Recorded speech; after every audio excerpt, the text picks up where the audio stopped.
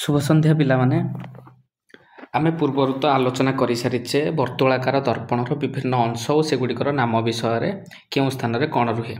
आज आम आलोचना करवा वर्तुलाकार दर्पण में प्रतिबिंब किपरि सृष्टि हुए। चलो से विषय देखा गोटे वर्तुलाकार दर्पण में गोटे प्रतिबिंब किपरि सृष्टि हुए। देख आम पढ़ी जे जदि गोटे प्रथम देखा अवतल दर्पण, ये गोटे अवतल दर्पणर मसृण पृष्ठटे ये दिगरे थाए आउ चिकण पृष्ठटे एपट दिगरे थाए। अवतल दर्पण ये होगला। अवतल दर्पण ये कौन थाए तार पोल थाए। ताले जदि प्रिंसिपल एक्सिस टी को आम जदि ड्र करुचे गोटे प्रिंसिपल एक्सिस बा मुख्य अक्ष टी को आम अंकन करुचे ये कौन रहा आमर ना सेंटर ऑफ कर्वेचर रहा। ये रहा आमर फोकस रहा। ये कौन रहा आमर फोकस रहा। अच्छा देख पिला माने जदि वर्तुलाकार दर्पण आम वर्तुलाकार दर्पणर अवतल दर्पण जदि आम भिन्न भिन्न स्थान आलोक को दर्पण उपर पकाउचे तेबे तार प्रत्यावर्तन समय जितेबले लाइट रेटी आलोक रश्मिटी प्रत्यावर्तन करिवो सेतेबले से मध्य भिन्न भिन्न जगह दे आसीबो।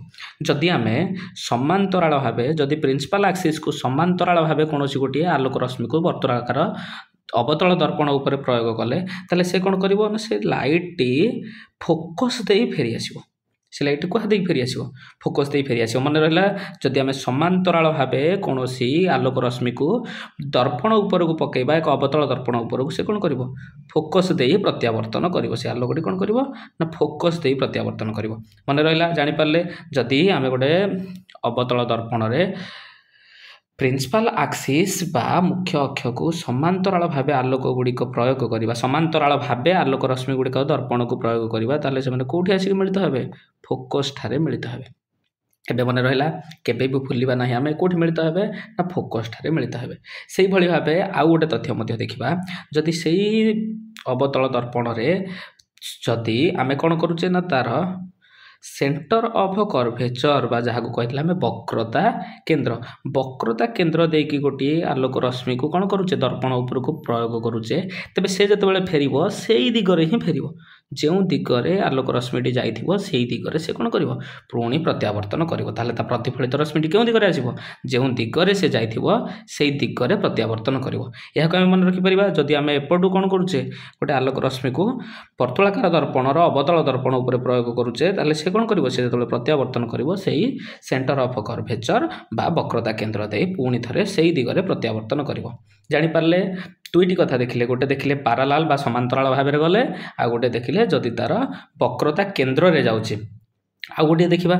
अच्छा चारोटी तथ्य आम एठी जानिबा। चारोटी तथ्य जानिला आम गोटे वर्तुलाकार दर्पण सामने जेतेबेले गोटे ऑब्जेक्ट को रखुचे जेतेबेले गोटे वस्तु को रखुचे तार प्रतिफलित रश्मि फेरी आसी केउठारे एक प्रतिबिंब सृष्टि करुची से विषय आम जानी पारले। अच्छा देख पुणी दुईटी कथा देखिले गोटे देखिले जे प्रिंसिपल एक्सिस बा मुख्य अक्ष सहित समांतराल भाव आ गोटे देखिले जे आलोक रश्मिटी कौन करुची ना तार वक्रता केन्द्र दे जेतेबेले अवतल दर्पण रे पड़ुची।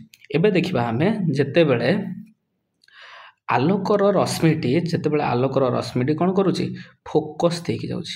जेतेबेले आलोकर रश्मिटा कौन देकी जाउची फोकस देकी जाउची। कौन गोटे आलोक रश्मि जदि आम फोकस देकी दर्पण उपर प्रयोग करिया गोटे अवतल दर्पण उपर ता केउ फळी आसीबो समांतराल भाव फेरी आसीबो।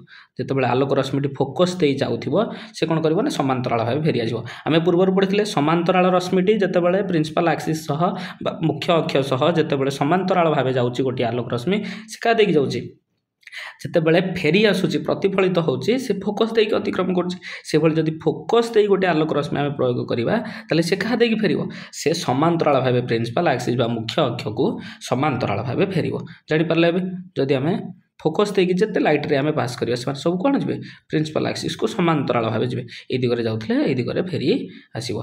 एथरो जानि पारले आमे प्रथमे देखिले समांतराल भाव किपरि अतिक्रम करला बेले गोटे आलोक रश्मि किभଳି भाबरे प्रत्यावर्तन करूची। तापर देखिले सेंटर ऑफ कर्वेचर बा वक्रता केन्द्र मध्य देकी गला बेले किभଳି से प्रत्यावर्तन करूची। आ एबे देखिले फोकस देकी गला बेले से किभଳି प्रत्यावर्तन करूची। अच्छा तीनोटी कथा देखिले। अच्छा आउ गोटे कथा देखिबा चतुर्थ कथाटी देखिबा। देख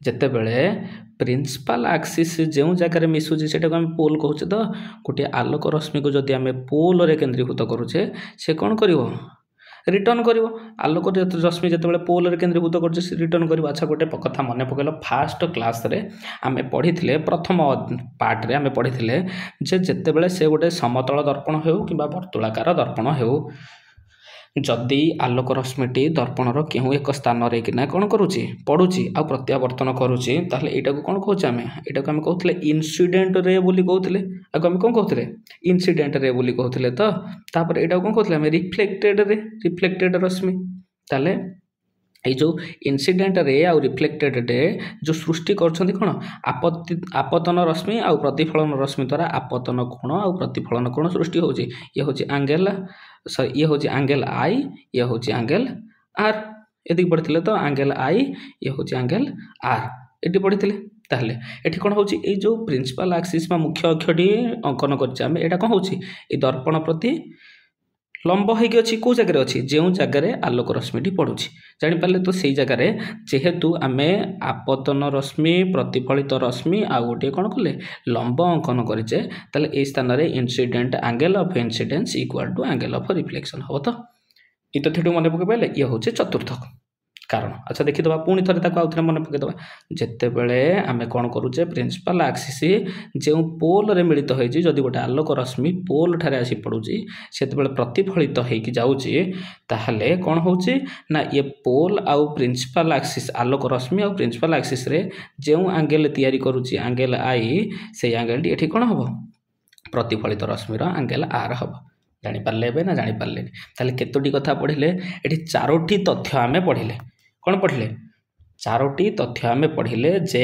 किभली भाव में विभिन्न स्थानरू आलोक गुड़िक एक अवतल दर्पण में प्रतिफलित होई केउ केउ दिगरे प्रत्यावर्तन करुचे और केउ स्थान में प्रत्यावर्तन करुची यह मन रखा यह संपूर्ण भाव मन रखिदबा यही अनुसार आम गोटे वर्तुलाकार दर्पण में गोटे वस्तुर किपरि प्रतिबिंब सृष्टि हुए से विषय जानीपर बुझीपारे पे मैंने बहुत बहुत धन्यवाद।